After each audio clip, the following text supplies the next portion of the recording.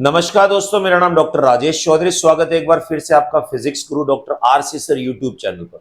दोस्तों, जैसा कि आपको पता है, आज हम बहुत ही महत्वपूर्ण प्रश्नों का संग्रह लाइट टॉपिक जो है एनसीईआरटी 10th क्लास बेस्ड, अगर आप किसी आरपीएससी, यूपीएससी या किसी एक जनरल पेपर की तैयारी कर रहे हैं तो ये टॉपिक आपके लिए बहुत ही इंपॉर्टेंट है। 25 इंपॉर्टेंट क्वेश्चंस का कलेक्शन है। सभी क्वेश्चंस में एक से बढ़कर एक कंसेप्ट छुपा हुआ है। आपको करना इतना सा है कि हर क्वेश्चन में कंसेप्ट को ढूंढना है, क्योंकि दोस्तों मैं जैसा कहता हूं कि क्वेश्चन चेंज किया जा सकता है परंतु फंडा और कॉन्सेप्ट जो होता है वो चेंज नहीं किया जा सकता है। तो दोस्तों स्टार्ट करते हैं आज की क्वेश्चन की सीरीज। फर्स्ट क्वेश्चन आपके सामने ध्यान से देखिएगा। इसमें दे रखा है, निम्न में से कौन सा प्रकाशीय उपकरण प्रकाश पुंज को समानांतर कर देता है। यानी कौन सा ऐसा प्रकाशीय उपकरण है जो लाइट को मुख्य अक्ष के प्रिंसिपल एक्सिस के पैरेलल कर देगा। कब? जब लाइट किसी भी एक पॉइंट सोर्स से उसके ऊपर आ रही है। प्यारे बच्चों ध्यान से देखिएगा, अगर कोई भी बिंदु स्रोत किसी मुख्य अक्ष पे रखा हुआ है और जब किसी प्रकाशीय उपकरण से टकराता है और फिर प्रकाशीय उपकरणों से समानांतर कर देता है, इसका मतलब ऐसे प्रकाशीय उपकरणों की बात कर रहा है जो किसी भी लाइट को अभिसारित कर देते हैं। यानी यहां पर हमें बताना है एक तरह से अभिसारित प्रकाशीय उपकरणों की, प्रकाशीय उपकरणों की। अब कई बार बच्चा कहता है कि सर अभिसारित ही क्यों, अपसारित क्यों नहीं? अपसारित जो होते हैं वो प्रकाश को कभी भी एक जगह एकत्रित नहीं करते, प्रकाश को डाइवर्ज कर देते हैं। डाइवर्ज करने का मतलब, अपसारित करने का मतलब प्रकाश कभी भी मुख्य अक्ष के समानांतर नहीं आएगा। अब आप मुझे बताइए, ऐसे कौन कौन से प्रकाशीय उपकरण हैं जो प्रकाश को मुख्य अक्ष के समानांतर कर देते हैं? लेंस में एक है, दर्पण में एक है। अब लेंस की बात करें तो ये आएगा आपके पास में उत्तल लेंस, जिसे आप कहोगे कॉन्वेक्स लेंस। और दर्पण की बात करें तो ये हमारे पास जस्ट उल्टा।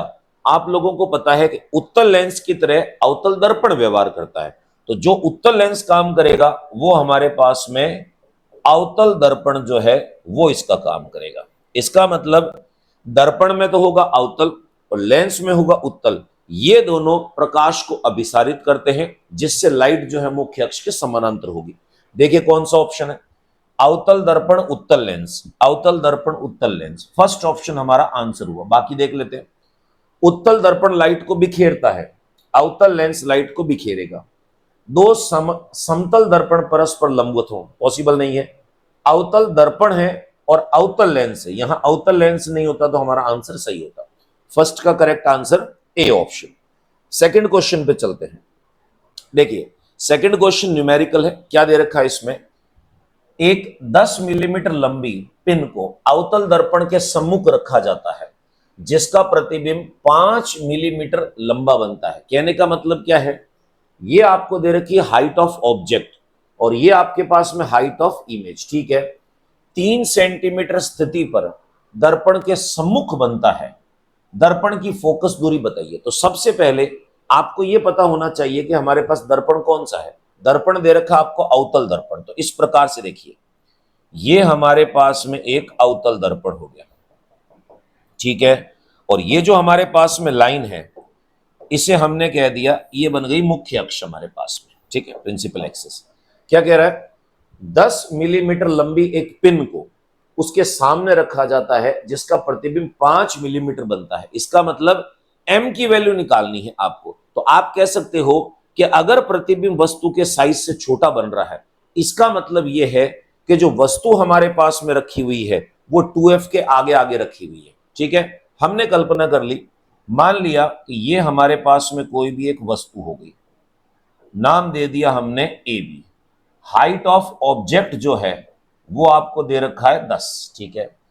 अब ये कह रहा है कि जिससे उसका प्रतिबिंब 5 मिलीमीटर लंबा बनता है। अब कई बार बच्चे बोलते हैं सर सीधा बनाए कि उल्टा बनाए।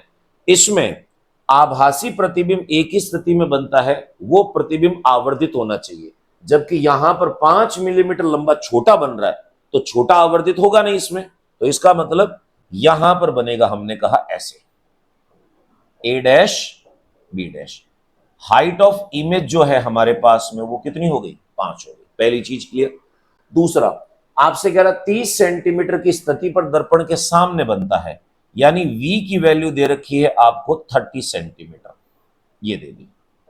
सवाल क्या पूछा है कि फोकस दूरी बताइए, आपको यहां पर f की वैल्यू निकालनी है। इतना हमें पता है कि अवतल दर्पण में जो फोकस दूरी होती है वो लेफ्ट साइड में होगी, तो लेफ्ट साइड होने का मतलब है कि माइनस में निकलेगा। तो देखिए सारे के सारे ऑप्शन चला के इसमें माइनस दे रखे हैं। तो सबसे पहला काम हम करेंगे आवर्धन क्षमता निकालने का। तो देखिए दोस्तों, आवर्धन क्षमता की मैं बात करता हूं तो ये हमारे पास में कितना होगा, m is equals to height of image divided by height of object. अब एच आई की वैल्यू है नीचे की तरफ तो माइनस होगा, और एच ओ ऊपर की तरफ है तो क्या होगा, प्लस होगा।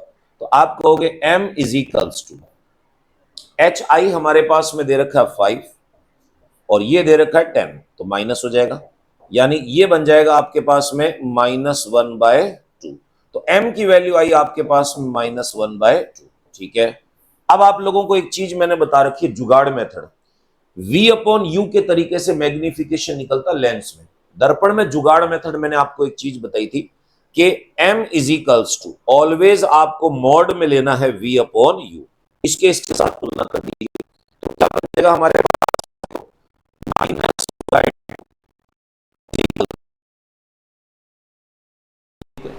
अब देखो दोस्तों, आप लोगों को दे रखा है कि v की वैल्यू 30 है, तो v 30 हो गया तो u निकालना, तो u इज इक्वल्स टू ये बन जाएगा -60 सेंटीमीटर। तो क्या है चीज इसमें, आप कहोगे वस्तु जो है वो रखी हुई है 60 सेंटीमीटर की दूरी पर, तो आपके पास में v की वैल्यू है -30 सेंटीमीटर। ठीक है, u की वैल्यू आपके पास में कितनी है, -60 सेंटीमीटर। अब आपको निकालना f, दर्पण का फॉर्मूला यूज कर दीजिए। आप कहोगे 1/f is equals to 1/v plus 1/u। देखें क्या वैल्यू निकलती है, 1/f is equals to 1/v है -30 प्लस करके 1/-60। एलसीएम ले डालो इसका, एलसीएम आएगा 60, माइनस ऊपर शिफ्ट कर देंगे तो ये बन गया -2 और ये बन गया आपके पास -1, -3/60, ये बना -1/20। रिवर्स कर दीजिए तो f की वैल्यू आ जाएगी आपके पास -20 सेंटीमीटर। अब माइनस क्यों आई है, आप लोगों को पता है कि अवतल दर्पण की फोकस दूरी लेफ्ट साइड में होती है, क्योंकि लेफ्ट वाले बिंदु पर ही ये प्रकाश को एक जगह अभिसारित करता है। तो f का मान -20 देखिए सेकंड ऑप्शन के अंदर में दे रखा। क्लियर, मैं आपको वापस बता दूं, m की वैल्यू HI/HO से ये दर्पण का बेसिक फॉर्मूला है, इसमें चिन्ह परिपाटी लगाना है। पर ये जो फॉर्मूला मैंने आपसे लगवाया है ये जुगाड़ फॉर्मूला है एक तरह से। हालांकि ये फॉर्मूला इस्तेमाल होता है लेंस में, पर दर्पण में चिन्ह परिपाटी यूज नहीं करनी है, डायरेक्ट v/u लेकर चलना है। तो सेकंड क्वेश्चन का करेक्ट आंसर आपके पास में हुआ बी ऑप्शन। अब देखिए थर्ड क्वेश्चन थियोरिटिकल है, देखें क्या पूछता है, निम्न में से किस कंडीशन में अवतल दर्पण द्वारा, दर्पण कैसा, अवतल दर्पण द्वारा बनने वाला प्रतिबिंब वस्तु के आकार से बड़ा बनता है। यानी प्रतिबिंब जो है वो आपके पास में वस्तु के साइज से बड़ा बनना चाहिए। एक चीज ध्यान से देखिएगा, पहली कंडीशन ये होती है कि अगर मैं वस्तु को अनंत से लेकर 2f तक रखता हूं तो प्रतिबिंब का आकार हमेशा कैसा बनेगा, छोटा। ठीक है, फिर उसके बाद में बात आती है, अगर वस्तु को मैं 2f पर रखता हूं मैं तो प्रतिबिंब का आकार हमेशा समान बनेगा, ये कंसेप्ट आपको बता रखे। उसके बाद अगर u की वैल्यू, अगर u का मान मैं 2f से लेकर f के मध्य रखता हूं तो आकार में बड़ा बनेगा, परंतु ये जो हमारे पास होगा ये वास्तविक होगा। अगर अपवाद स्वरूप वस्तु को मान लो आप 0 व f के मध्य रखते हो तो भी प्रतिबिंब बड़ा बनेगा, परंतु ये कैसा होगा, आभासी होगा। ये कंडीशन है। अब आपसे कह रहा है कि प्रतिबिंब बड़ा बनना चाहिए, इसका मतलब पहली दो कंडीशन लागू नहीं होगी, या तो वस्तु को f 2f के मध्य रखा जाएगा या फिर वस्तु को 0f के मध्य रखा जाएगा। देखें, यदि वस्तु को वक्रता त्रिज्या पर रखे, वक्रता त्रिज्या पर रखेगा तो प्रतिबिंब समान बनेगा, तो यह आंसर नहीं होगा हमारा। यदि वस्तु को फोकस दूरी से कम दूरी पर रखा जावे, यानी यहां पर कह रहा है 0 और f के मध्य, बिल्कुल मान सकते हैं। यदि वस्तु को फोकस दूरी तथा वक्रता त्रिज्या के मध्य रखा जावे, बिल्कुल मान सकते हैं इसमें। यानी यहां पर कह रहा है कि वस्तु को F और 2F के मध्य, 2F और F के मध्य, ठीक है। यदि वस्तु को वक्रता त्रिज्या से अधिक दूरी पर रखें, अगर वक्रता त्रिज्या से अधिक दूरी पर रखोगे मेरे प्यारे बच्चों, तो इसमें जो प्रतिबिंब बनेगा वो साइज में छोटा होगा। अब बात आती है कि B और C दो ऑप्शन है, ध्यान से देखिएगा। इसमें प्रतिबिंब जो है वो बनना चाहिए हमारे पास में। बच्चा कहेगा सर इन दोनों में प्रतिबिंब बड़ा बनेगा, परंतु अवतल दर्पण जो होता है इसकी प्रकृति होती है सदैव वास्तविक प्रतिबिंब बनाने की। कैसी होती है? वास्तविक, यानी रियल इमेज बनाने की होती है। 0 और F के मध्य तो अपवाद होता है हमारे पास में, एक्सेप्शन कंडीशन है। तो इस कंडीशन के अंदर में हमारा जो आंसर होगा वो होगा हमारे पास में C ऑप्शन। क्लियर? अगर यहां पर यह दिया होता कि प्रतिबिंब बड़ा बनेगा परंतु आभासी बनेगा, तो आपका आंसर होता 0 व F के मध्य, डेंटिस्ट वाली कंडीशन। अगर यहां पर वास्तविक आभासी दोनों नहीं माना है, तो हम अवतल दर्पण की मूल प्रकृति जो वास्तविक है उसको यूज करते हुए आंसर टिक करेंगे। थर्ड क्वेश्चन का हमारा सही आंसर C ऑप्शन है। नेक्स्ट क्वेश्चन देखिए, फोर्थ क्वेश्चन आपके सामने ध्यान से देखिएगा। चौथे क्वेश्चन में क्या कह रहा है? दर्शाए अनुसार एक प्रकाश किरण माध्यम 1 से माध्यम B में प्रवेश करती है, यानी A से मीडियम B के अंदर एंटर कर रही है। आप लोगों को पता है जब प्रकाश एक माध्यम से दूसरे माध्यम में प्रवेश करता है तो अपने पथ से विचलित हो जाता है। अगर यह अभिलंब की तरफ मुड़ रहा है तो विरल से सघन की तरफ है, और अभिलंब से अगर दूर जा रहा है तो इसका मतलब ये सघन से विरल की ओर है। ठीक है, तो आपसे कह रहा है तो माध्यम B का अपवर्तनांक माध्यम A के अपवर्तनांक से। अब ध्यान से देखिएगा, यहां पर प्रकाश किरण अभिलंब से दूर जा रही है, इसका मतलब यह हुआ कि ये हमारे पास में सघन माध्यम है और ये हमारे पास में क्या हुआ? विरल माध्यम हुआ। अब सवाल पूछ रहा है B का अपवर्तनांक A के सापेक्ष चाहिए। B का अपवर्तनांक A के सापेक्ष, यानी ऐसे मांग रहा है B का रिफ्रैक्टिव इंडेक्स A के सापेक्ष। क्यों? लाइट A से B ट्रेवल कर रही है। अब देखिए ये हो जाएगा mu B divided by mu A। सघन माध्यम कौन सा है? A है इसमें, और सघन माध्यम का मतलब होता है कणों की संख्या अधिक है। इसका मतलब प्यारे बच्चों म्यू A की वैल्यू ज्यादा होगी किससे? म्यू B से। इसका अपवर्तनांक कम है और इसका अपवर्तनांक ज्यादा। अब आप खुद देखिए, B की बात कर रहे हैं, इसका अपवर्तनांक कम है और इसका अपवर्तनांक ज्यादा है। अब आपको पता है मैथमेटिक्स में आप पढ़ते हो, न्यूमरेटर की वैल्यू छोटी हो और डिनोमिनेटर की वैल्यू ज्यादा हो, इसका मतलब इसका आंसर लेस देन क्या होगा? 1। तो हम कहेंगे A के सापेक्ष B का अपवर्तनांक जो है 1 से क्या होगा? कम होगा। अब 1 से कम होगा, इसको ऑप्शन में ढूंढ लो। इकाई से अधिक कब होता? जब ये अभिलंब की तरफ मुड़ जाती है। इकाई से कम है, बिल्कुल मान ली बात इसमें। इकाई के समान कब होता? जब ये बिना मुड़े सीधी निकल जाती।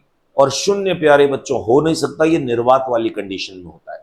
तो चौथे का सही आंसर हमारे पास में है बी ऑप्शन। नेक्स्ट क्वेश्चन, पांचवें में क्या दे रखा है कि निम्न में से कौन सा कथन सत्य है? Which of the following statement is true? अब देखिए, चार ऑप्शन में 4 पावर दे रखी है और 4 फोकस दूरियां दे रखी है।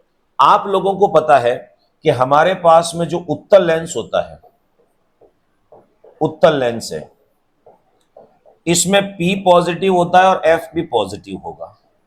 जबकि मैं बात करता हूं अवतल लेंस की, अवतल लेंस की, तो पावर नेगेटिव है और F की वैल्यू भी क्या है? नेगेटिव। देखिए, उत्तल लेंस में है P पॉजिटिव F पॉजिटिव, ठीक है। उत्तल लेंस में पावर आपको नेगेटिव दे रखी है, तो आप खुद कहोगे उत्तल लेंस की पावर कभी नेगेटिव नहीं, गलत हो गया इसमें। एक अवतल लेंस की पावर पॉजिटिव दे रखी है, अवतल लेंस की पावर कभी पॉजिटिव नहीं होगी। अवतल लेंस की शक्ति जो है माइनस में है, ठीक है, और फोकस दूरी देखो प्लस में दे रखी है। आप चाहो तो डायरेक्ट आंसर निकाल सकते हो, F की वैल्यू यहां माइनस होनी चाहिए, तो ये हमारे पास में गलत हुआ। तो सीधी सी बात है, आंसर ए हुआ।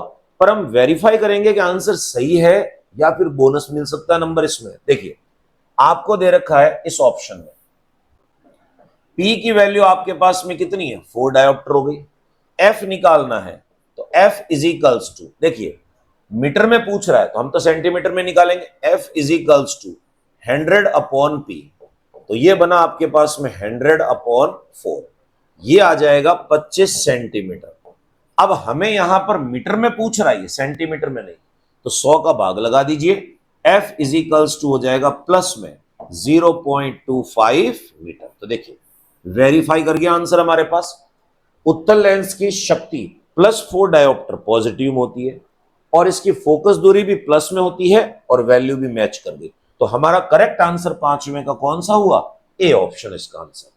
नेक्स्ट छठे क्वेश्चन को देखें। यह कह रहा है गाड़ियों से जुड़े पार्श्व दर्शन से प्राप्त आवर्धन क्षमता होगी। सबसे पहले आपको यह पता होना चाहिए साइड मिरर जो होते हैं, यानी जितने भी व्हीकल्स हैं, जितनी भी गाड़ियां हैं, इनके जो साइड ग्लास होते हैं, पार्श्व दर्पण, पीछे देखने वाले साइड ग्लास कैसे होने चाहिए? साइड ग्लास की जो प्रकृति है मेरे प्यारे बच्चों, ऐसी होनी चाहिए पीछे का अधिक से अधिक भाग दिखे, अधिक से अधिक भाग दिखना चाहिए, अधिक भाग दिखे इसमें, ठीक है। अधिक से अधिक भाग दिखाने के लिए आपको क्या करना पड़ता है? एक ऐसा दर्पण इस्तेमाल करेंगे जो किसी भी वस्तु के प्रतिबिंब को छोटा कर सके।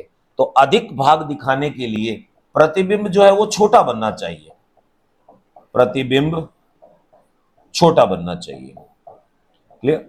और इस कारण यहां पर हम यूज करते हैं उत्तल दर्पण को। आपने देखा होगा एटीएम मशीन का ग्लास, जहां पीछे कौन व्यक्ति खड़ा देखने के लिए, गाड़ियों का साइड ग्लास और विकट मोड पर जो उत्तल दर्पण लगे होते हैं वो एक दूसरे व्यक्ति को देखने में काम आते हैं। तो हम ये कहते हैं गाड़ियों में जुड़ा हुआ दर्पण होता कौन सा है? उत्तल दर्पण, ठीक है। उसकी आवर्धन क्षमता कैसे होती है? ये क्या लिखा मैंने? प्रतिबिंब को छोटा करके दिखाना चाहिए। अगर प्रतिबिंब बराबर साइज का है तो m की वैल्यू 1, बड़ा दिख रहा है तो ग्रेटर देन 1 और छोटा दिख रहा है तो लेस देन 1। तो प्रतिबिंब तो छोटा बनाता ही है इसमें, और छोटा बनेगा इसका मतलब मॉड m की वैल्यू 1 से क्या होगी? कम होगी। तो देखिए लेस देन 1 बिल्कुल सही है, 1 से अधिक गलत, 1 के समान गलत, 1 से अधिक और 1 से कम जो वस्तु की स्थिति पर निर्भर करता है। कई बार बच्चे इसको सही मान लेते हैं। मैं आपको एक चीज बताऊं, उत्तल दर्पण कभी भी किसी वस्तु के प्रतिबिंब को बड़ा नहीं कर सकता है। क्लियर हो गई चीज? छठे क्वेश्चन का करेक्ट आंसर हमारे पास में ए ऑप्शन। सातवां क्वेश्चन देखिए, सिंपल सा है। क्या कह रहा है ये? एक अवतल दर्पण सूर्य से आने वाले प्रकाश पुंज को 15 सेंटीमीटर की दूरी पर अभिसारित कर देता है। यानी सूर्य से जो लाइट आ रही है उसको 15 सेंटीमीटर की दूरी पर इकट्ठा करता है। अभिसारित मतलब एकत्रित करता है।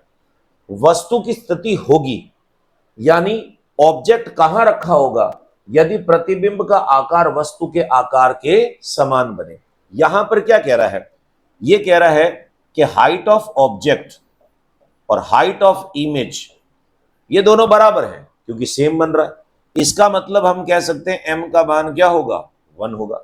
m के दो फॉर्मूले बताए, HI/HO, ठीक है। या फिर आपको पता है कि आपको ये भी तो कहा मैंने आपको जुगाड़ मेथड V/U। तो मैं एक तरह से कह सकता हूं V और U दोनों की वैल्यू आपस में क्या होगी? बराबर होगी। अब निकालना क्या है? वापस पढ़ते हैं। एक अवतल दर्पण सूर्य से आने वाले प्रकाश पुंज को 15 सेंटीमीटर की दूरी पर अभिसारित करता है, ठीक है। वस्तु की स्थिति होगी यदि प्रतिबिंब का आकार वस्तु के आकार के समान है।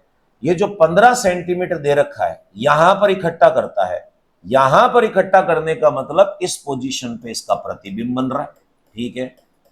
अब बनने वाला जो प्रतिबिंब है वस्तु के साइज के बराबर है, और वस्तु के साइज के प्रतिबिंब अगर बराबर है इसका मतलब वस्तु और प्रतिबिंब दोनों की दर्पण के सेंटर से दूरियां समान होनी चाहिए। देखते हैं कैसे बन रही है। तो 15 सेंटीमीटर दूरी होनी चाहिए। इसमें दे रखा है 15 सेंटीमीटर, इसमें दे रखा 30 सेंटीमीटर, इसमें 15 सेंटीमीटर, इसमें 30। तो पहली बात तो हम कहेंगे 30 सेंटीमीटर वाले आंकड़े कट जाएंगे इसमें।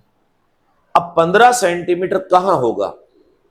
अब देखिए ये कह रहा है कि दर्पण के सम्मुख 15 centimetre at 15 centimetre front of the mirror, ठीक है। दूसरा कह रहा है दर्पण के सम्मुख 15 सेंटीमीटर तथा 30 सेंटीमीटर के मध्य। अरे भैया 15 और 30 के बीच बना रहा है जबकि हमें जो वस्तु को रखना है वो कहां रखना है, बराबर दूरी पर। इसका मतलब समान दूरी हमारे पास में कहां आ रही है, ए पोजीशन पे। ऐसा डायग्राम बनता, देखिए हल्का सा मैं डायग्राम बना के बता दूं, हालांकि आप समझदार हो, डायग्राम की आवश्यकता नहीं पड़नी चाहिए। एफ हो गया, ये 2F हो गया। यहां पर अगर वस्तु रखता हूं तो क्या होगा, यहां से एक लाइट सीधी आई, ये लाइट जो है, ये लाइट चली गई हमारे पास में ऐसे एफ से होती हुई। ये देखो, ये लाइट जो है एफ से होती हुई चली गई, ठीक है। बच्चा कहे दूसरी कहां से भेजें, दूसरी यहां से भेज दो, और ये यहां से सीधी चली जाएगी, तो ये बन गया प्रतिबिंब। यानी वस्तु और प्रतिबिंब दोनों की हाइट सेम, वस्तु और प्रतिबिंब दोनों की पोजीशन सेम, और कहां पर बनेगा, देखिए सामने लिखा सम्मुख बन रहा है। क्लियर? तो यानी इसके फ्रंट में होगा, पीछे की साइड में नहीं होगा। सातवें का करेक्ट आंसर हमारे पास ए ऑप्शन। नेक्स्ट चलते हैं, आठवें को ध्यान से देखिए क्या कह रहा है। एक दूर स्थित ऊंची मीनार को पूरा देखने के लिए जिस दर्पण का उपयोग होता है वह होगा। अब ये कहना क्या चाह रहा है, आपके पास में एक मीनार है, क्लिफ जिसको कहते हैं, बड़ी मीनार है, ठीक है। बस दो तरीके हैं, या तो मीनार के जितना दर्पण ले आओ, बच्चा कहे सर किताबों में ठीक है, प्रैक्टिकली पॉसिबल नहीं है। इतनी बड़ी मीनार को अगर आपको किसी दर्पण में देखना है तो किसी ऐसे दर्पण का इस्तेमाल करना पड़ेगा जो क्या करे, उस वस्तु का प्रतिबिंब छोटा करके दिखाए, छोटा करके प्रतिबिंब को बनाए, ठीक है। और छोटा करके प्रतिबिंब को बनाए मेरे प्यारे बच्चों, तो बच्चा कहे सर इसमें m की वैल्यू जो है वो लेस देन क्या होनी चाहिए, 1 होनी चाहिए, ठीक है। देखते हैं कौन सा है। अवतल दर्पण, अवतल दर्पण बड़ा भी कर सकता है, छोटा भी कर सकता है, समान भी कर सकता है। उत्तल दर्पण केवल वस्तुओं के प्रतिबिंब को छोटा करता है, समतल दर्पण समान रखता है, अवतल व समतल दर्पण दोनों। तो अवतल और समतल तो वैसी कैटेगरी से बाहर हो गए, तो हम कहेंगे ये क्वेश्चन सेम वैसा ही है जैसा हमारी गाड़ियों का साइड ग्लास होता है। दिमाग में एक चीज क्लियर रखना, अगर किसी बड़ी आकृति को पूरा का पूरा आपको एक छोटे से दर्पण में देखना है तो उसके लिए ऐसे दर्पण का उपयोग करना पड़ेगा जिसका दृश्य परास, विजिबल रेंज ज्यादा हो और किसी वस्तु के प्रतिबिंब को छोटा करके दिखाता हो, आवर्धन क्षमता 1 से कम हो, और ऐसे दर्पण को हम कहते हैं उत्तल दर्पण। क्लियर? तो आठवें का करेक्ट आंसर हमारे पास में हुआ बी ऑप्शन। नेक्स्ट 10वां क्या कह रहा है, परावर्तन के नियम पूर्णतः लागू होते हैं। अब कई बार बच्चों के दिमाग में होता है कि परावर्तन के नियम समतल दर्पण, उत्तल दर्पण, अवतल दर्पण किसके लिए लागू होते हैं। देखिए प्यारे बच्चों, फंडा याद रखना, रटना नहीं है। जितने भी परावर्तन के नियम हैं, परावर्तन के नियम हैं, उसके लिए एक कंडीशन जरूरी है, परावर्तक सतह होनी चाहिए, परावर्तक सतह होनी चाहिए, रिफ्लेक्टिंग सरफेस होनी चाहिए। अब जरा देखिए, रिफ्लेक्टिंग मतलब एक साइड पॉलिश की हुई होनी चाहिए। क्या कह रहा है, समतल दर्पण के लिए बिल्कुल समतल दर्पण के पीछे पॉलिश होती है, लाइट टकरा के वापस आती है। अवतल दर्पण के लिए ऐसे धंसा हुआ हमारे पास में पॉलिश होती है, लाइट टकरा के वापस आती है। उत्तल दर्पण के लिए ऐसे निकला हुआ होता है, पीछे पॉलिश होती है, लाइट टकरा के वापस आती है। अब तीनों के लिए परावर्तन के नियम लागू हो रहे हैं, इसका मतलब हमारा आंसर क्या होगा, डी ऑप्शन। सभी परावर्तक सतहों के लिए, for all the reflecting surface the law of reflection are applied. 9th का करेक्ट आंसर हुआ हमारे पास में डी ऑप्शन।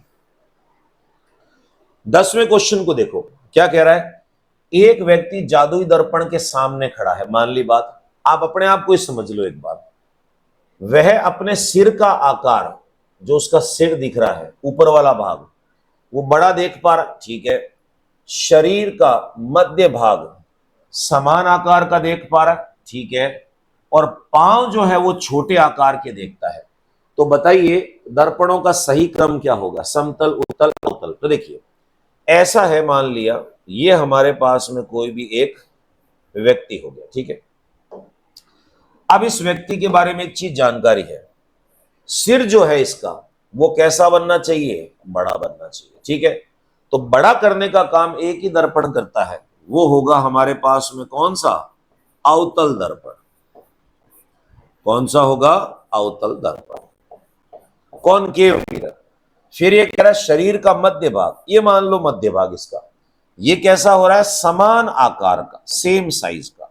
तो समान आकार का तो उत्तल भी करता है, अवतल भी करता है, परंतु यहां समतल भी दे रखा है। एक बार एक ही चीज को यूज करना है, तो आप कहोगे सर ये समतल दर्पण हो गया हमारे पास में। ठीक है, लास्ट क्या कह रहा है आपके पास में कि पांव वाला जो आकार है ये वाला, ये आकार में कैसा होना चाहिए? छोटा। तो अभी हम पढ़ ही रहे थे, गाड़ियों का साइड ग्लास जो होता है उसका काम होता है किसी वस्तु के प्रतिबिंब को छोटा करना। इसका मतलब ये वाला भाग हमारे पास में कैसा होगा? उत्तल दर्पण की तरह। तो अब क्रम उसी तरीके से जमना है जिस तरीके से सवाल पूछा है। सिर पहले बोल रहा है अवतल, समतल, उत्तल, ये होना चाहिए। अवतल, समतल, उत्तल। देखो थर्ड ऑप्शन आ रहा हमारे पास में। समतल अगर ले लेते हैं तो ऊपर सेम होना चाहिए, ये छोटा होना चाहिए, ये छोटा। तो पहला बड़ा, सेम और छोटा। तो हमारे पास में 10वें क्वेश्चन का सी ऑप्शन जो है दोस्तों ये करेक्ट आंसर हुआ। नेक्स्ट 11वें में क्या कह रहा है? प्रकाश की चाल सर्वाधिक होती है, speed of light is maximum. कई बार बच्चे बोलते हैं सर हम कैसे जस्टिफाई करेंगे, हम कैसे पता करेंगे कि इसमें स्पीड ऑफ लाइट सबसे ज्यादा है? तो आप लोगों को एक सिंपल सा काम करना है, स्नेल का नियम। स्नेल का नियम आपको बता रखा है। स्नेल का नियम एक सिंपल सा काम कहता है कि जब प्रकाश किसी एक माध्यम से दूसरे माध्यम में जाता है तो आप कहोगे इस प्रकाश की जो आवृत्ति है, फ्रीक्वेंसी, वो तो सेम रहती है, आवृत्ति समान रहती है, परंतु लैम्डा और स्पीड जो होती है लाइट की वो चेंज करती है। अब लैम्डा और स्पीड किस पे डिपेंड करेगी? तो हमें यहां पर वेग की बात पूछी हुई है, तो हमें पता है कि म्यू और सी आपस में एक दूसरे के क्या होते हैं? उल्टे। तो मैं इसको कहूं सी प्रोपोर्शनल 1/म्यू। यहां पर पूछ रहा है सबसे ज्यादा चाल किसमें होगी? स्पीड सबसे ज्यादा होने के लिए म्यू का मान सबसे क्या होना चाहिए? कम होना चाहिए। तो देखिए पानी का म्यू होता है 1.33, एयर का होता है 1.0003, तो नियर अबाउट 1 मानेंगे इसको। ग्लास जो होता है 1.5 और हीरा जो है वो होता है 2.4। यानी जिसका म्यू सबसे कम होगा उसमें स्पीड सबसे ज्यादा। तो मेरे प्यारे बच्चों म्यू की वैल्यू सबसे कम किसमें दिख रही है? एयर के अंदर में। तो आप कहोगे हवा में स्पीड ऑफ लाइट सबसे ज्यादा। अब यही सवाल पूछता किसमें स्पीड ऑफ लाइट सबसे कम होगी? तो जिसका म्यू सबसे ज्यादा होगा। तो इन चारों में से सबसे ज्यादा वैल्यू किसकी दिख रही है? डायमंड की। तो डायमंड में स्पीड सबसे कम और हवा में लाइट की स्पीड सबसे ज्यादा होगी। 11वें क्वेश्चन का सही आंसर बी ऑप्शन। नेक्स्ट 12वां क्वेश्चन देखिए। अब प्रॉपर जगह आई है गाड़ियों के साइड ग्लास को एक्सप्लेन करने की। देखिए गाड़ियों का साइड ग्लास बना होता है, बच्चा कहे वैसे तो हमें पता है उत्तल दर्पण, क्योंकि 2 बार सवाल आ गया। गाड़ियों का साइड ग्लास उत्तल दर्पण का ही क्यों बना होता है? देखिए मान लिया मैंने आपसे कहा ये आपके पास में एक उत्तल दर्पण हो गया, ये काम क्या करता है और कैसे करता है देखिए। ठीक है, कोई भी वस्तु है यहां पर, ये हमारे पास दृश्य परास बढ़ा देता है, यानी पीछे का ज्यादा भाग दिखता है। बच्चा बोले सर दृश्य परास का मतलब कैसे हुआ? एक सिंपल सी चीज, मैंने आपसे कहा यहां से मान लो एक लाइट गई, यहां से लाइट गई, ठीक है। अब आप कहोगे कि यहां से लाइट जाने के बाद में इसका काम होता है किसी भी प्रकाश को अपसारित कर देता है, डाइवर्ज कर देता है। तो ये क्या होगा? ये ऐसे भेज देगा पीछे की तरफ, और ये क्या होगा? ऐसे भेज देगा। अब मुझे एक बात बताओ, किसी भी नॉर्मल ग्लास से देखोगे तो सिर्फ इतना सा भाग दिख पाएगा, ठीक है, परंतु देखो इसने आपका दृश्य परास इतना कर दिया इसमें, यह है इसका दृश्य परास। तो मेरे प्यारे बच्चों अगर मैं किसी भी गाड़ी के साइड ग्लास को उत्तल दर्पण का बनाऊं तो मैं पीछे का ज्यादा पोर्शन देख सकता हूं, और इसको टेक्निकल भाषा में कहते हैं विजिबल एरिया दृश्य परास बढ़ा देता है। अब देखिए यहां पर एक चीज याद रखनी पड़ेगी, उत्तल दर्पण काम कैसे करता है।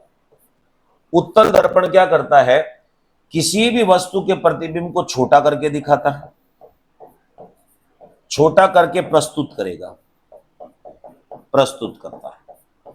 आपने देखा होगा गाड़ियों के साइड ग्लास पे लिखा होता है कि भैया पीछे जो चीज दिख रही है वास्तविक दूरी से अलग है, और जो आपको साइड ग्लास के अंदर में गाड़ी का साइज दिख रहा है वास्तव में साइज अलग है। आप पीछे देखोगे बड़ा ट्रक है, परंतु साइड ग्लास में छोटा करके दिखेगा, यानी छोटा करके प्रस्तुत करता है।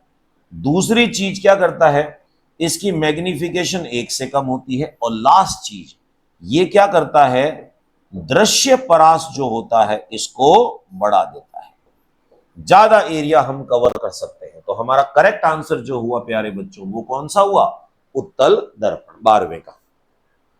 नेक्स्ट छोटा सा क्वेश्चन है, प्रकाश का वह प्रभाव जिसमें जब प्रकाश एक पारदर्शी माध्यम से दूसरे पारदर्शी माध्यम में प्रवेश करता है तो वह अपने पथ से विचलित हो जाता है। देखिए मान लिया हमने कहा ये हमारे पास में कोई भी माध्यम हो गया, ये हो गया इसका अभिलंब, यहां से कोई लाइट आई और वास्तव के अंदर में लाइट का पथ अलग था और ये विचलित हो गई यहां पर इसमें, तो आप कहोगे कि देखिए ये आपके पास में है आपतित,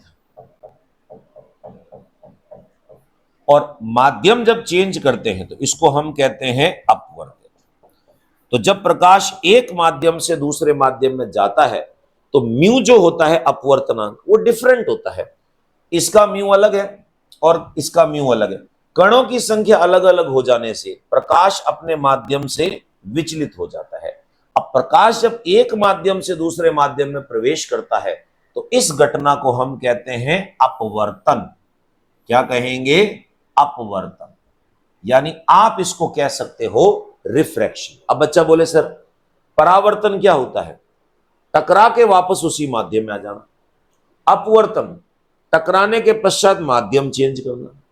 वर्ण विक्षेपण जो होता है हमारे पास में जिसको डिस्पर्शन कहते हैं, सफेद प्रकाश को 7 रंगों में बांटना, जो बरसात के दौरान इंद्रधनुष दिखता है वो इसी के कारण दिखता है। प्रकीर्णन स्कैटरिंग जो होता है, प्रकाश का किसी कण से टकराकर बिखर जाना, रेले नाम के वैज्ञानिक ने दिया था। आपने देखा होगा सुबह सुबह जब सूर्य उदय होता है तो जहां सूर्य उदय होता है उस जगह को देखना पूर्व दिशा में, वहां आसमान लाल लाल दिखेगा।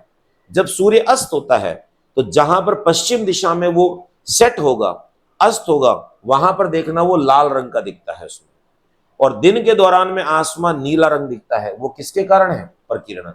इस सवाल का हमारा करेक्ट आंसर हुआ बी ऑप्शन। क्वेश्चन नंबर 14 देखिए क्या दे रखा है, एक वस्तु को 2 समतल दर्पण के मध्य रखा जाता है, ठीक है, जिनके मध्य का कोण 72 डिग्री है, तो वस्तु के प्रतिबिंबों की संख्या बताइए। आप लोगों को ऑलरेडी ट्रिक बता रखी है। सबसे पहले हम क्या करेंगे, मान लो ये हमारे पास में 2 दर्पण दे रखे हैं, दर्पण है तो ये वाला भाग जो है क्या है, पॉलिश किया हुआ, ठीक है, और इन दोनों के मध्य का जो एंगल है थीटा वो आपको दे रखा है 72 डिग्री। तो आपको पता है कि एक दर्पण एक प्रतिबिंब बना सकता है, और एक से ज्यादा दर्पण होंगे तो वो आपके पास में 2 या 2 से ज्यादा अनंत तक प्रतिबिंब बना सकते हैं। तो ट्रिक आपको क्या बताइए, सबसे पहले आपको एक संख्या निकालनी है। संख्या कैसे निकालेंगे, 360 में आप थीटा का भाग लगाओगे। अब यहां पर आपको सम संख्या भी मिल सकती है, इवन नंबर, विषम संख्या मिल सकती है, ऑड नंबर, और मेरे प्यारे प्यारे बच्चों यहां पर आपको दशमलव के अंदर में भी मिल सकता है, ठीक है। अब देखते हैं यहां क्या प्राप्त होता है, फिर उसकी तरफ चलते हैं। थीटा का मान 72 है तो हम बात करते हैं संख्या।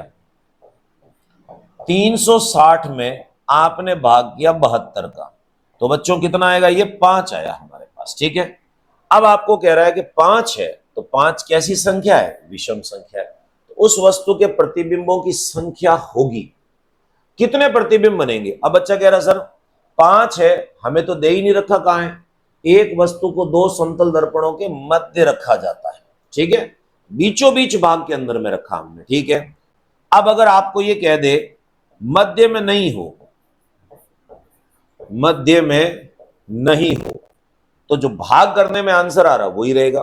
और मान लो अगर ये कहे कि मध्य में है, मध्य में है, तो आपको क्या करना है, सिर्फ एक माइनस करना है। तो ये 5 कह रहा है और कहां पर रखा हुआ है, मध्य में रखा हुआ है, मध्य में। तो मेरे प्यारे बच्चों, प्रतिबिंबों की संख्या क्या बनेगी, 5 में से 1 माइनस करोगे तो आपका आंसर कितना आएगा, 4। ठीक है, तो 4 आंसर कौन सा, देखिए ये हमारे पास में सेकंड ऑप्शन है।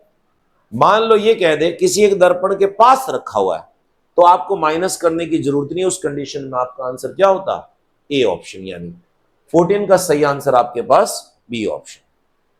क्वेश्चन नंबर 15 देखिए, समतल दर्पण की फोकस दूरी होती है, most most most important question. देखिए सबसे पहले मैं बात करता हूं, मान लो मेरे पास में कोई भी एक समतल दर्पण है, मैंने ये बना दिया ऐसे, ये मेरे पास में एक प्लेन मिरर हो गया, यहां से पॉलिश किया। फोकस दूरी का मतलब होता है कि जहां लाइट को इकट्ठा किया जाता है। ठीक है, आपने कहा कि सर एक काम करते हैं, एक लाइट, 2 लाइट, 3 लाइट इसके ऊपर आके गिरी। ठीक है, अब क्या होगा, समतल दर्पण क्या करता है, जैसी लाइट इसके ऊपर गिरती है तो ये उस लाइट को उसी कोण से परावर्तित कर देता है। ये चलेगी, ये लाइट चलेगी और ये लाइट चलेगी। अब आप मुझे एक चीज बताइए, क्या ये तीनों लाइट कभी एक दूसरे से मिलेगी, हम कहेंगे नहीं, ये तो पैरेलल हो गई। जैसे रेलगाड़ी की पटरियां एक दूसरे से कभी नहीं मिलती है, सेम उसी तरीके से समानांतर हो गई। अब समानांतर हो गई तो ये कभी मिलेंगी नहीं, जब ये कभी मिलेंगी नहीं तो फोकस इतनी नहीं होगी। अब फिर भी आपसे कोई पूछे कहां मिलेंगी, जब कोई लाइन कहीं कांटेक्ट में नहीं आती है, मिलती नहीं है, इसका मतलब हम ये कहेंगे कहां पर मिलेगी, वो अनंत पर। तो आपसे कोई पूछे कि समतल दर्पण की फोकस दूरी कितनी होगी, तो जवाब दोगे आप अनंत होगी। अब एडिशनल 2 जवाब और सुने ध्यान से। समतल दर्पण की फोकस दूरी जो होती है प्लेन मिरर की, इनफाइनाइट होती है। पावर कितनी होगी समतल दर्पण की, पावर जो होती है वो 1/f होगी, इट विल बी 0। तो आपने देखा होगा मार्केट में जो चश्मे आते हैं, बिना पावर के चश्मे जो होते हैं, वो क्या होते हैं, प्लेन ग्लास होते हैं हमारे पास में। ठीक है, और मैग्निफिकेशन की बात करें समतल दर्पण की, समतल दर्पण बिल्कुल आप लोगों की तरह है, बिल्कुल झूठ नहीं बोलता है। जितना साइज आपका होगा समतल दर्पण उसी साइज का प्रतिबिंब बनाएगा। इसका मतलब m की वैल्यू क्या होगी, 1। ये तीनों बड़े इंपॉर्टेंट है। इस 15वें क्वेश्चन का हमारा करेक्ट आंसर बी ऑप्शन। ठीक है, 16वें को ध्यान से देखिए, क्या कह रहा है, एक वस्तु को अवतल दर्पण के सामने 40 सेंटीमीटर पर रखा जाता है, इसका मतलब u is equals to -40 centimetre है। चिन्ह परिपाटी यूज करेंगे, ओके। जिसकी फोकस दूरी 20 सेंटीमीटर है, अवतल दर्पण की फोकस दूरी भी माइनस में होती है, -20 सेंटीमीटर। मान ली बात, बनने वाला प्रतिबिंब कैसा होगा, सीधा उल्टा कैसा, चेक कर लेते हैं अब इसके अंदर में। ठीक है, वैल्यू कैलकुलेट नहीं करवा रहा है आपसे, पर फिर भी मैं एक काम करता हूं, v निकाल देते हैं। 1/f is equals to 1/v plus 1/u। दर्पण फॉर्मूला लगाएंगे, लेंस फॉर्मूला लगाओ तो यहां बीच में माइनस आता है, ध्यान रखना। 1/-20, 1/v निकालना है, 1/-40। माइनस ये आएगा, शिफ्ट करोगे प्लस चला जाएगा। 1/v इज इक्वल्स टू -1/20 और ये हो गया +1/40। चेक कर लेते हैं कितना आंसर आ रहा है। एलसीएम 40 आया, -2 + 1, -1/40। मेरे प्यारे बच्चों, v की वैल्यू आ रही है -40। अब बच्चा कहे सर हमें हमारे सवालों के जवाब दीजिए, वास्तविक बनेगा कि आभासी बनेगा। आप लोगों को क्लियर बता रखा है कि अगर v की वैल्यू माइनस आ रही है हमारे पास में, तो एक सिंपल सा तरीका है, ये आपके पास में वास्तविक भाग में बनेगा। किसमें बनेगा, वास्तविक भाग में। तो वास्तविक, ये तो आभासी कह रहा है, कट गया उसमें। वास्तविक है, पर वास्तविक कभी सीधा नहीं होता, वास्तविक तो उल्टा होता है। जैसे हमारी आंखों के रेटिना पर जो प्रतिबिंब बनता है वो उल्टा होता है और वास्तविक होता है। तो सेकंड विकल्प वास्तविक होगा, उल्टा होगा, वस्तु के आकार से बड़ा। बच्चा के बड़ा छोटा भी देख ले। Jugaad method, m is equals to mod v/u। m is equals to mod v क्या है, प्लस माइनस यूज नहीं करना है, 40 डिवाइडेड बाय u की वैल्यू कितनी है, u भी हमारे पास 40 है, l लो, ये कट गया हमारे पास में कितना आया, 1 आया। इसका मतलब m का मान 1 है, इसका मतलब प्रतिबिंब बड़ा छोटा नहीं बनेगा, इक्वल साइज का बन रहा है। तो देखिए यहां लिखा हुआ है वास्तविक है, उल्टा है और वस्तु के आकार के समान होगा। तो सारी कंडीशन हमारी मैच करती है डी ऑप्शन में। अगर यहां पर 1 से ज्यादा वैल्यू आ जाती तो हमारा सी ऑप्शन सही होता है इसमें, जबकि 16वें क्वेश्चन का करेक्ट आंसर हमारे पास में है डी ऑप्शन। 17वां क्वेश्चन आपके सामने, ध्यान से देखिए क्या कह रहा है। एक विद्यार्थी उत्तल लेंस है इस बार में एक प्रयोग करता है जिसमें वस्तु को लेंस के सामने 60 सेंटीमीटर की दूरी पर रखता है, यानी u जो आपके पास में चिन्ह परिपाटी -60 सेंटीमीटर मान ली बात इसमें, तथा बनने वाला प्रतिबिंब लेंस के पीछे राइट साइड के अंदर में, तो राइट साइड के अंदर में है, इसका मतलब प्लस आ जाएगा हमारे पास में 30 सेंटीमीटर। चिन्ह परिपाटी बता रखी है, गलत नहीं करना आपको इसमें। तो लेंस की शक्ति बताइए। आप कहोगे सर बिना फोकस दूरी के हम शक्ति नहीं कैलकुलेट कर सकते, तो पहले आपको f की वैल्यू निकालनी पड़ेगी। लेंस फॉर्मूला है तो 1/f is equals to 1/v minus 1/u होगा, ध्यान रखना। जल्दबाजी के अंदर में यहां प्लस मत लगा देना क्योंकि यहां लेंस बोल रहा है इसमें। अब देखिए 1/f 1/v 30 minus 1/-60, minus minus plus हो गया, एलसीएम ले डालो 60 हो गया, 2 + 1 ये बना आपके पास में 3/60, काट लो इसको, 1/20। तो f की वैल्यू आई कितनी आपके पास में 20 सेंटीमीटर है। अब पावर निकालनी है आपको, तो f अगर सेंटीमीटर में दे रखा है तो पावर के फॉर्मूले के लिए आपको बताया 100/f यूज करेंगे। मीटर में होता तो 1/f लगा लेते, तो कितना बन जाएगा देखो 100/5 सॉरी 20 है, कटेगा तो 5 आएगा, +5 डायोप्टर। तो देखिए +5 डायोप्टर किस में है, थर्ड ऑप्शन जो है हमारा वो 5 डायोप्टर बोल रहा है इसमें। क्लियर, पहले वाला, दूसरे वाला, तीसरे वाला ये सब गड़बड़ है। तो 17वें का हमारा करेक्ट आंसर जो है प्यारे बच्चों वो कौन सा हुआ, सी ऑप्शन हुआ। 18वें को देखो, एक विद्यार्थी यह पाता है कि प्रकाश की चाल वायु में इतनी है तथा कांच की प्लेट में इतनी है, तो प्रकाश की चाल में इस अंतर का मुख्य कारण क्या है। अब कई बार बच्चा कहता है सर एक बात बताइए, स्पीड ऑफ लाइट एयर में कितनी हमारे पास में 3 × 10⁸ मीटर पर सेकंड में लिख देता हूं, ठीक है। स्पीड ऑफ लाइट ग्लास में हमारे पास में 1.9710⁸ मीटर पर सेकंड। देखिए लाइट की स्पीड वैसे होती है 3 × 10⁸। ये कह रहा है लाइट की स्पीड अलग अलग मीडियम में अलग अलग क्यों है। आप लोगों को इसका मुख्य कारण बता रखा है प्यारे बच्चों। आप कहोगे सभी माध्यमों में कणों की संख्या अलग अलग होती है, कारण क्या है, कणों की संख्या अलग अलग होने के कारण, अलग अलग होने के कारण, ठीक है। अब बच्चा बोलता है सर संख्या अलग अलग है तो इससे फर्क क्या पड़ा। अगर कणों की संख्या अलग है तो दोनों माध्यमों का घनत्व भी अलग हो गया, घनत्व भी अलग है, और दोनों माध्यमों का जो अपवर्तनांक है रिफ्रैक्टिव इंडेक्स वो भी दोनों का क्या होगा, अलग अलग होगा, यानी भिन्न भिन्न होगा। तो 3 कारण बताने आपको, कणों की संख्या भिन्न भिन्न होने के कारण, घनत्व भिन्न होने के कारण, अपवर्तनांक भिन्न होने के कारण। देखिए जरा किस चीज को पकड़ता है। ये कह रहा घनत्व में अंतर बिल्कुल सही है, तापमान में अंतर गलत, प्रकाश की मात्रा में अंतर गलत, वायु प्रवाह में की दिशा में अंतर गलत। डेंसिटी डिफरेंट होगी तो कणों की संख्या अलग अलग होगी, कणों की संख्या अलग अलग होगी तो प्यारे बच्चों अपवर्तनांक भी क्या होगा, भिन्न भिन्न। 18वें का सही ऑप्शन ए हुआ हमारे पास। 19 देखो, बहुत इंपॉर्टेंट क्वेश्चन है। एक विद्यार्थी एक 15 सेंटीमीटर ऊंचे कांच के बर्तन को अवतल दर्पण के सम्मुख रखता है जिसकी ऊंचाई 45 सेंटीमीटर प्राप्त होती है। तो दर्पण की आवर्धन क्षमता, मैं आपको एक चीज बताऊं कि अवतल दर्पण जो होता है उसकी मैग्निफिकेशन प्लस में भी होती है और मैग्निफिकेशन माइनस में भी होती है। क्लियर? दो चीजें।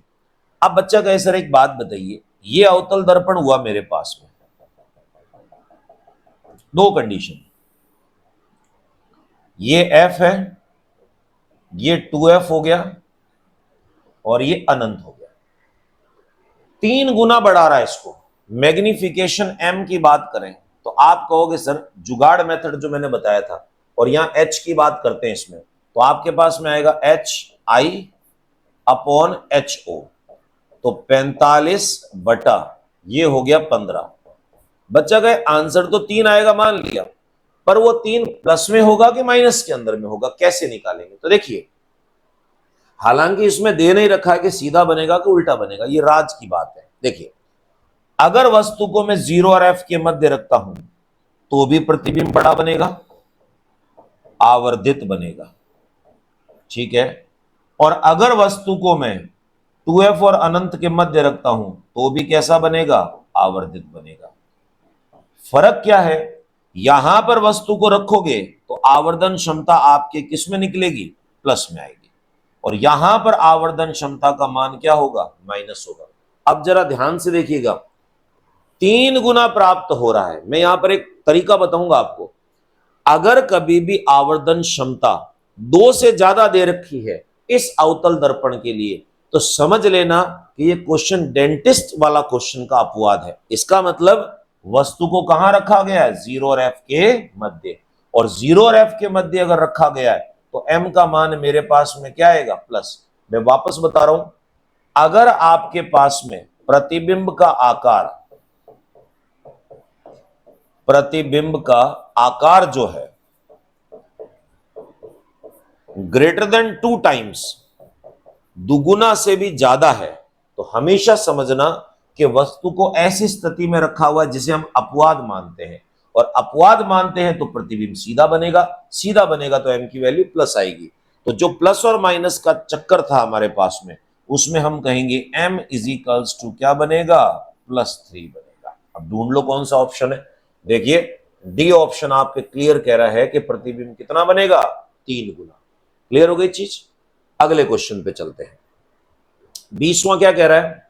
लाल रंग खतरे के निशान के उपयोग में लिया जाता है, क्यों? Why the red colours are use as a danger. अब मुझे एक बात बताइए, मैंने यहां पर देखिए फिजिक्स गुरु की जो पट्टी रेड कलर में क्यों बनाई है? इसलिए बनाई है कि ये दूर से दिखती है इसमें। अब बच्चा बोले सर जितने भी सिग्नल मुझे दूर से दिखाने हैं, खतरे के निशान जो दूर से संकेत देना, वो रेड कलर का क्यों होता है? तो इसके पीछे एक घटना है जिसको हम कहते हैं प्रकीर्णन। प्रकीर्णन की जो तीव्रता होती है, प्रकीर्णन की तीव्रता, इंटेंसिटी ऑफ स्कैटरिंग, वो लैम्डा के व्युत्क्रमानुपाती होती है। अब रेड कलर में क्या होता है? देखो, रेड कलर की बात करते हैं, रेड कलर, लाल रंग का लैम्डा जो होता है वो सबसे ज्यादा होता है, 7800 एंगस्ट्रॉम। लैम्डा सबसे ज्यादा होगा तो क्या होगा? इसके प्रकीर्णन की तीव्रता कम होगी, प्रकीर्णन की तीव्रता जो है वो कम होगी। प्रकीर्णन की तीव्रता का मतलब होता है ये कम बिखरेगा, और प्रकीर्णन की तीव्रता कम होगी इसका मतलब ये है अधिक दूरी तय करेगा, अधिक दूरी तय करेगा। अब ये मैंने फंडा बता दिया आपको। ये सारी जानकारी किसने दी थी? ये रेले नाम के वैज्ञानिक ने दी थी। इसे हम कहते हैं रेले का प्रकीर्णन। अब फंडा मैंने समझा दिया, अब इसको कैसा आंसर चाहिए? देखिए, खून का रंग लाल होता है, इससे क्या फर्क पड़ता है? वायु में अणुओं द्वारा लाल रंग का प्रकीर्णन न्यूनतम होता है, मान सकते हैं। लाल रंग आसानी से उपलब्ध हो जाता है, इससे कोई फर्क नहीं पड़ता है। यानी ए और सी, तो ए और सी ये फर्जी ऑप्शन है, ठीक है। लाल रंग आंखों के लिए सरल होता है, ये भी फर्जी है।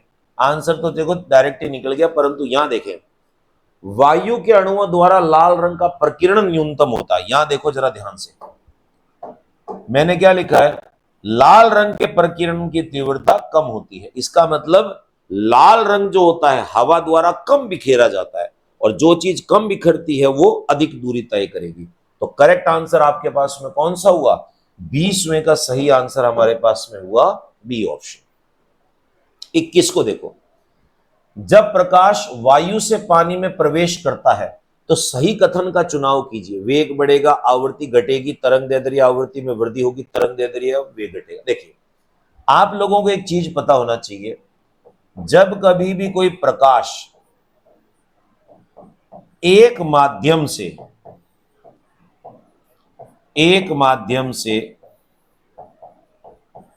दूसरे माध्यम में प्रवेश करता है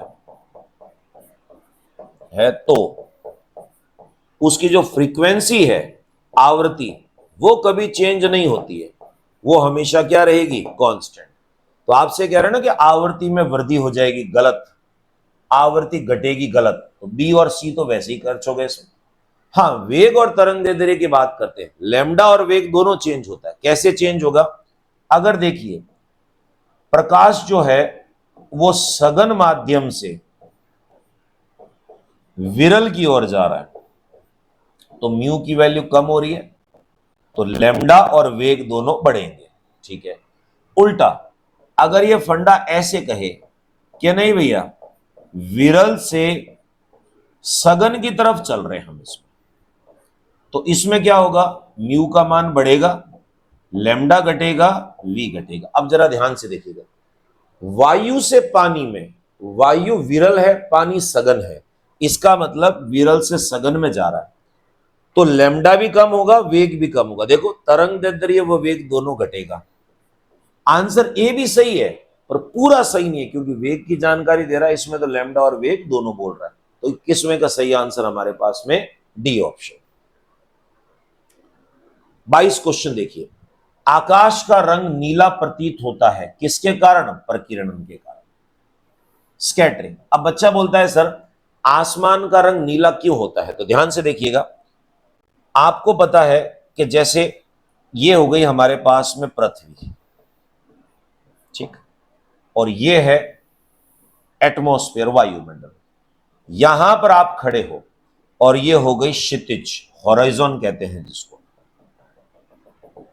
ये हमारे पास में है पूर्व दिशा, ये हमारे पास में हो गई पश्चिम दिशा।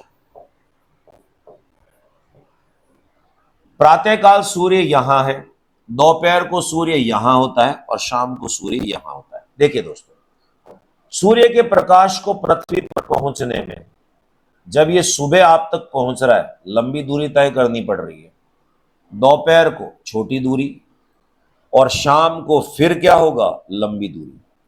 अभी थोड़ी देर पहले मैंने प्रकीर्णन के बारे में एक जानकारी दी थी। लाल रंग जो होता है, इसका लैम्डा सबसे ज्यादा होता है, प्रकीर्णन की तीव्रता सबसे कम। इसका मतलब कम बिखरता है, तो इसका मतलब ये लंबी दूरी तय कर पाएगा, लंबी दूरी तय करेगा। पर अगर मैं बात करता हूं बैंगनी रंग की, वॉयलेट कलर जो है, इसका लैम्डा सबसे कम होता है, प्रकीर्णन की तीव्रता सबसे ज्यादा। ये लाल रंग से 5 गुना ज्यादा तेजी से बिखरता है, जिसके कारण क्या होगा, ये छोटी दूरी तय कर पाएगा, लंबी दूरी तय करने से पहले ही समाप्त हो जाता। अब जरा देखिए, प्रातःकाल दूरी क्या है, ज्यादा है, दूरी ज्यादा है तो बैंगनी रंग बीच में ही कहीं खत्म हो जाएगा, तो हमारी आंखों तक कौन सा रंग पहुंचेगा, लाल। वही काम शाम को होगा, दूरी अधिक है इसमें, दूरी ज्यादा होने से हमारी आंखों पे कौन सा रंग पहुंचेगा, लाल रंग। दोपहर की बात करते हैं तो यहां पर दूरी कम है, तो बैंगनी रंग खत्म होने से पहले हमारी आंखों तक पहुंच जाता है, तो इसके कारण वो क्या दिखेगा, नीला। अब कई बार बच्चे बोलते हैं साहब वो तो नीला क्यों, बैंगनी दिखना चाहिए। हमारी आंखें इतनी सेंसिटिव नहीं है कि VIB, नीला, आसमानी और बैंगनी तीनों में विभेद कर सके, तो तीनों का कॉम्बिनेशन जो होता है उसको हम नीला ही बोलते हैं इसमें। तो ये घटना जो हमारे पास बनी है वो प्रकीर्णन की घटना है। इसमें क्लियर हो गई चीज। 22वें का सही answer B option. Question number 23 ध्यान से देखिएगा। 23 में क्या कह रहा है, इंद्रधनुष में उपस्थित रंगों का सही क्रम क्या होगा। 3 रंगों की बात कर रहा है। इंद्रधनुष की जगह मैं प्रिज्म ले लेता हूं, क्योंकि दोनों वर्ण विक्षेपण को दर्शाते हैं। मान लिया हमने कहा कि ये हमारे पास में कोई भी एक प्रिज्म है, देखिए ये प्रिज्म बना दिया आपके सामने, ठीक है। अब यहां से कोई भी सफेद प्रकाश यहां आया, ऐसे, ये सफेद प्रकाश, ठीक, मान ली बात इसमें। अब जैसे ही प्रकाश यहां टकराएगा तो प्रिज्म क्या 3 डायमेंशन शेप है, तो एक कॉशी का नियम आता है हमारे पास में, कॉशी लॉ, कॉशी का नियम, काशी मत समझ लेना इसको। कॉशी का नियम क्या कहता है कि म्यू इनवर्सली प्रोपोर्शनल लैम्डा, यानी आप ये कह सकते हो जिसका लैम्डा सबसे ज्यादा होगा उसके लिए प्रिज्म कम अपवर्तनांक दिखाएगा, और जिसका लैम्डा सबसे कम होगा उसके लिए अपवर्तनांक अधिक दिखाएगा। कम अपवर्तनांक दिखाने का मतलब विरल माध्यम की तरह काम करेगा, और अधिक अपवर्तनांक दिखाने का मतलब होता है सघन माध्यम की तरह काम करेगा। और जिस लाइट के लिए विरल माध्यम की तरह काम करेगा उसको कम मोड़ेगा, और जिसके लिए सघन माध्यम की तरह काम करेगा उसको ज्यादा मोड़ेगा। तो क्या होगा, यहीं से 7 रंग होना स्टार्ट हो जाते हैं। तो एक लाइट को तो सबसे कम मोड़ा और एक को सबसे ज्यादा मोड़ दिया। जिसको सबसे कम मोड़ा वो इधर आ गई, जिसको सबसे ज्यादा मोड़ा वो इधर आ गई। अब मुझे एक बात बताइए, ये लाइट आपके हिसाब से कौन सी होनी चाहिए और ये हिसाब से कौन सी होनी चाहिए? इस प्रिज्म ने इस लाइट को सबसे ज्यादा बेंड किया, सबसे ज्यादा मोड़ा, इसका मतलब इसके लिए सघन माध्यम दिखाया। सघन माध्यम किसके लिए दिखाएगा? जिसका लैम्डा सबसे कम होगा, और बैंगनी रंग का लैम्डा सबसे कम। लाल रंग के लिए विरल माध्यम का काम करेगा, कम मोड़ेगा, लाल रंग ऊपर आएगा, यानी आर हो गया हमारे पास। अब रंगों का सही क्रम जो है वो कैसे होगा?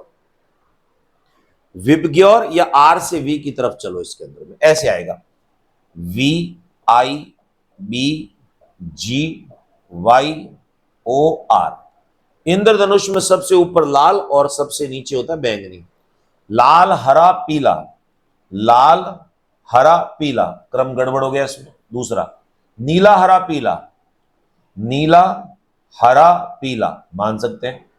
हरा बैंगनी लाल, हरा बैंगनी लाल, उल्टा हो गया, गलत।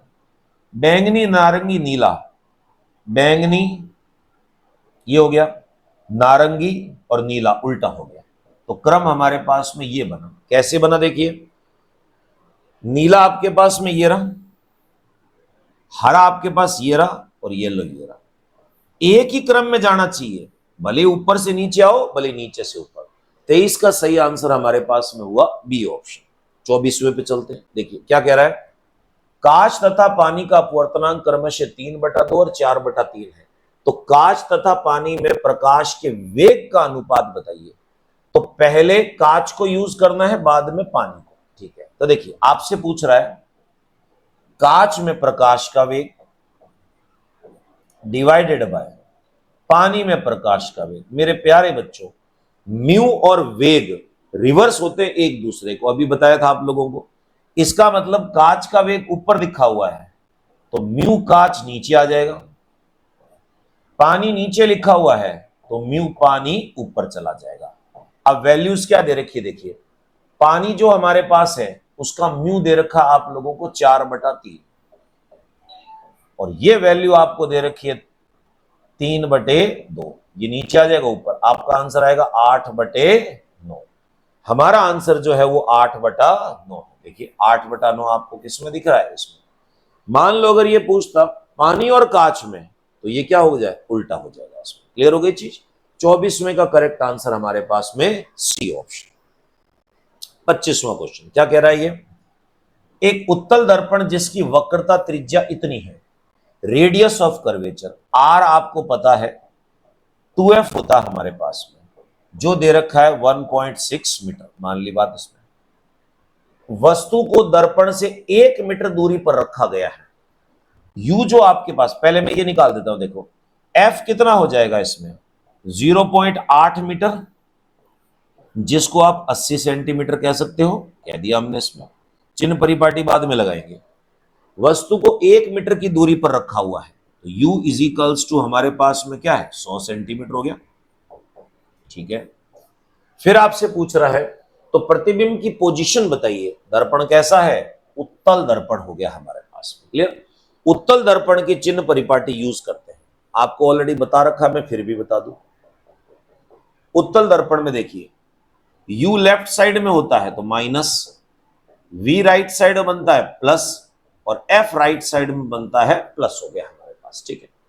अब आपको यह बताना है इस F की वैल्यू क्या होगी। F का चिन्ह प्लस लगेगा, U का चिन्ह माइनस, V निकालना है मुझे इसके अंदर। दर्पण फॉर्मूला इस्तेमाल करें, 1/f equals to 1/v plus 1/u।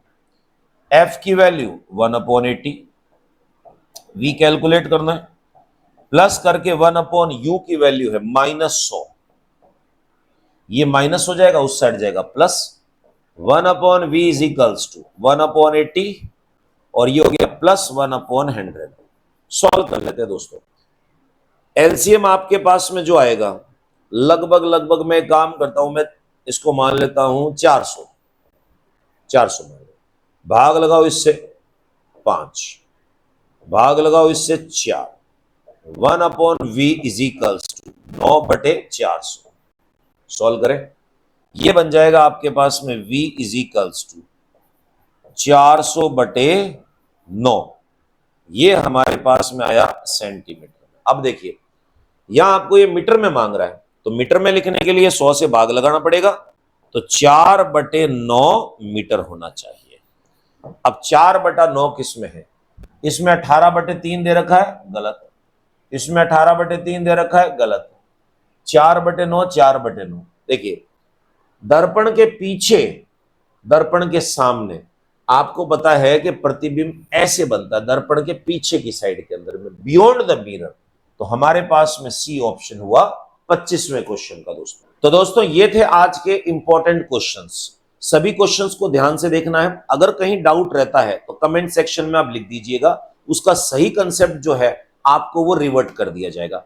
तो दोस्तों, अगर आपने हमारा यूट्यूब चैनल सब्सक्राइब नहीं किया है तो इसे आज ही सब्सक्राइब करें, लाइक करें, शेयर करें, और हां दोस्तों, नोटिफिकेशन बेल जरूर प्रेस करें ताकि नेक्स्ट वीडियो जो भी अपलोड होगा उसका नोटिफिकेशन आपको मिल जाए। और दोस्तों, अगर आपने गूगल प्ले स्टोर से हमारा फिजिक्स गुरु डॉक्टर आरसी सर का मोबाइल ऐप डाउनलोड नहीं किया है तो इसे आज ही डाउनलोड कीजिए। इसमें आपको सभी कोर्सेज के lecture videos, important questions, quiz और प्रीवियस ईयर के क्वेश्चन पेपर्स जो हैं उनका सॉल्यूशन मिलेगा। तो दोस्तों, इजाजत दीजिए, नेक्स्ट क्लास में आपके सामने फिर उपस्थित होंगे। तब तक धन्यवाद।